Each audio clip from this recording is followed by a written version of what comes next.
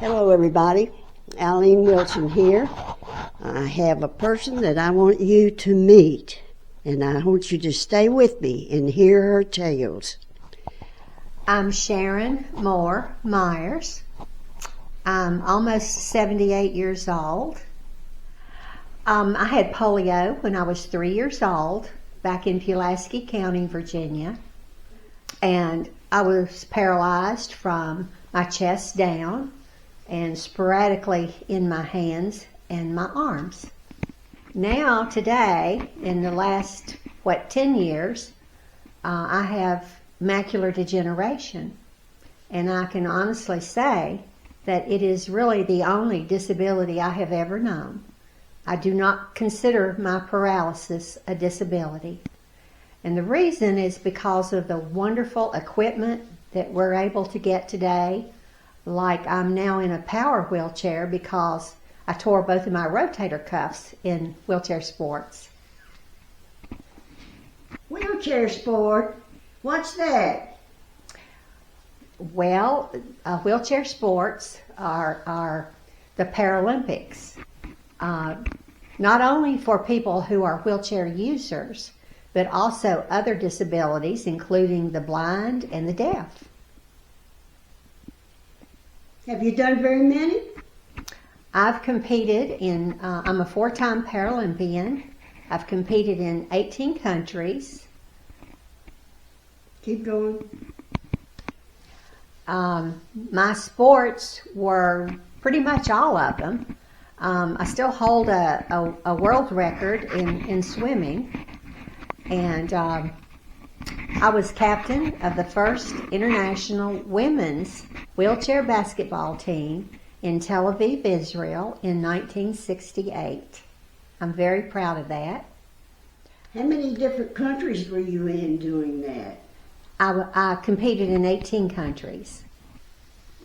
Some of them more than once. We did exhibitions normally.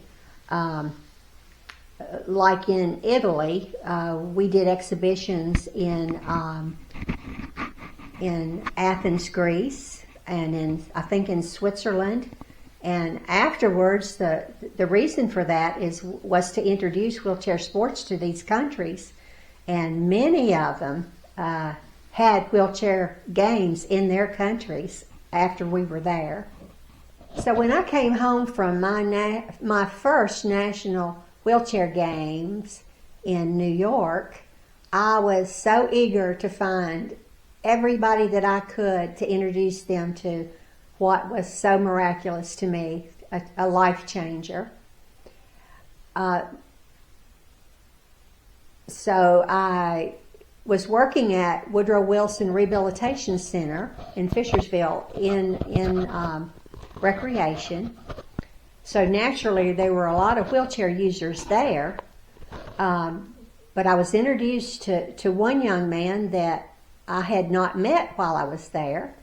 He lived there behind the recreation building, and he worked at King's Daughters Hospital, and he was a paraplegic. And one of the PTs told me about him and gave me his phone number, and I called him and invited him to come over. And he ended up being my husband about 6 months later, Billy Myers. Tell about your daddy. All right. When I graduated business school from there, I was given the Frank Birdsall Top Award. And my father was there, and he took it with him. He was a truck driver, so he took my award with me to show everybody. Well, when he left there that day, the next time I saw him, he told me that he stopped at a restaurant, and he said, I met this really nice young man, and he said, I want you to call him. And he gave me a little piece of paper with a phone number on there. Well, that was back in the day when girls just didn't call boys, so I threw it away. So when I went over, when I met Billy and brought him over to talk to him about the sports, we started dating. So when I took him home to Pulaski to meet my family my father opened the door and he looked at Billy and he says, "Well, I know this young man." And Billy said, "And I know this man." And so after that, we always said that my father picked out my husband. Good story. So my husband was a weightlifter, and he became very involved with sports, and he started winning medals, and he actually held a Pan Am record in weightlifting in the lightweight division for 11 years. And so he traveled somewhat, but then when we organized a basketball game, a basketball team in Roanoke, he really spent all of his time with that basketball team. And we were able to encourage some other people, like in Martinsville, Virginia, the VA introduced us to 2 Vietnam veterans, Olaf Hurd and Russell Stone. And they played on our team for a little while, and then they developed a team in Martinsville. They organized what they called an All-American Handicap Club, and you can see today the work that they did many years ago. Martinsville is one of the most accessible small towns for wheelchairs that I've ever seen. Tell about your story about, what's his name, Noah Taylor? Oh, Mayor Taylor. Yes. Okay, let me think.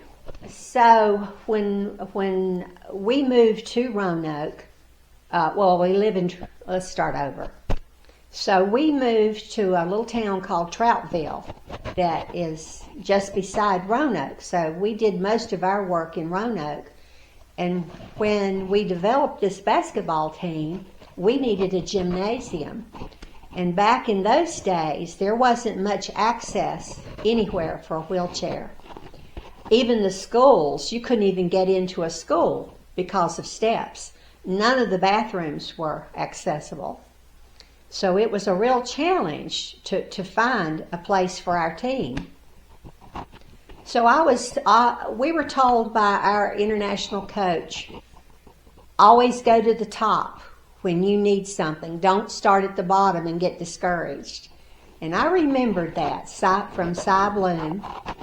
So this little country girl got up the courage to call Mayor Noel Taylor. He was a minister, a black Baptist minister. And I made an appointment with him, and I will never forget that day. I was so nervous. And I sat in front of his desk, and he began to tell me the plight of people who of color who had a lot of problems. And he was comparing them to, he understood that I would have a lot of difficulties. So I let him finish with this. And when he finished telling me his side of this story, I looked at him and I said, "But Mayor Taylor, there's one big difference. Your people had to sit on the back of the bus. My people can't get on the bus." And tears streamed down his face. And he came from out behind his desk, and he and I bonded that day together with hugs and tears. And from that day forward, when I had a problem with access, he helped me fix it. He told me, he said, "I want you to go around Roanoke, and I want you to find the perfect place for your team." Well, the only place that I could find was the National Guard Armory. It had a kitchen because we sold hot dogs to raise money during our basketball games. It had actually a shower, a roll-in. You could have sat on a chair and taken a shower, which was very unusual. And it was a regulation court. The only problem it had was about 3 or 4 steps going up into it. So he met me there one day, and he said, "What do you need to have done here?" I said, "Well, we need a ramp." So he arranged for a carpenter to come.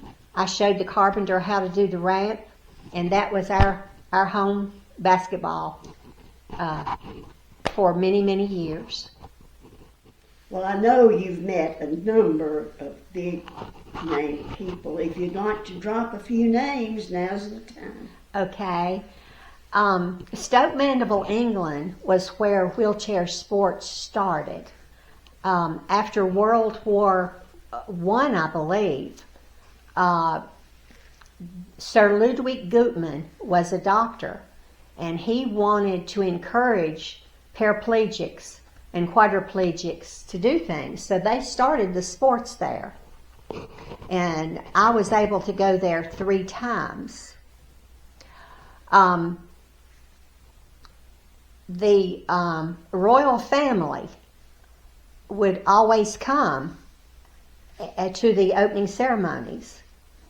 And I'll never forget one time the Queen landed in a helicopter, and it was circling the stadium, and somebody in the crowd yelled, "Look out, she's going to jump." Well, the whole stadium roared with laughter.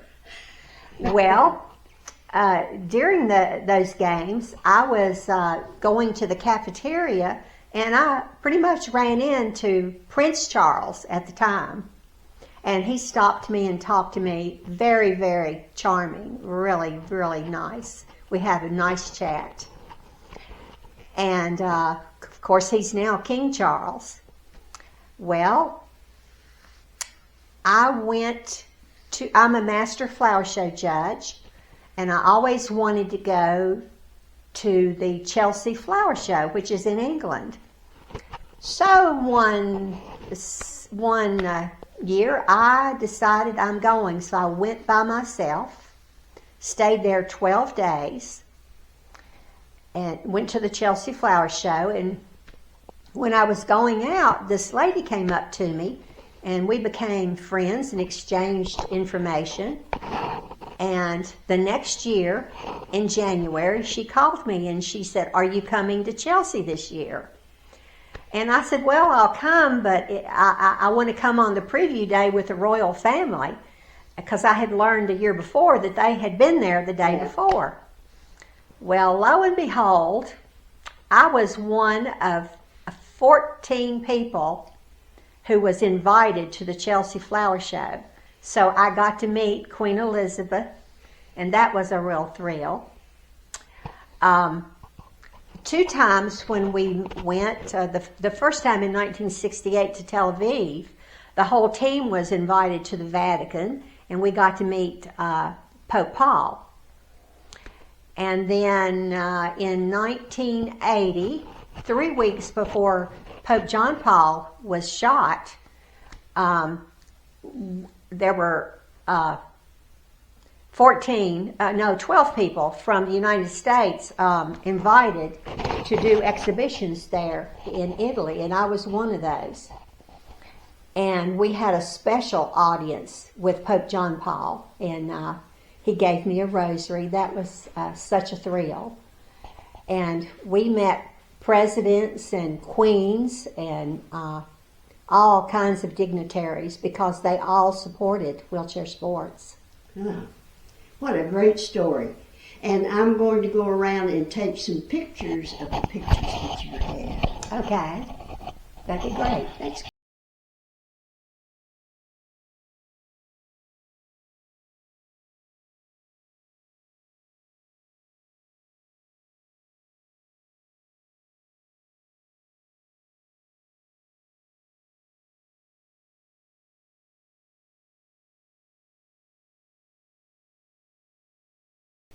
Okay, thanks for watching, folks. Don't forget to subscribe and become a member. It's a little encouragement. I'm a pretty girl.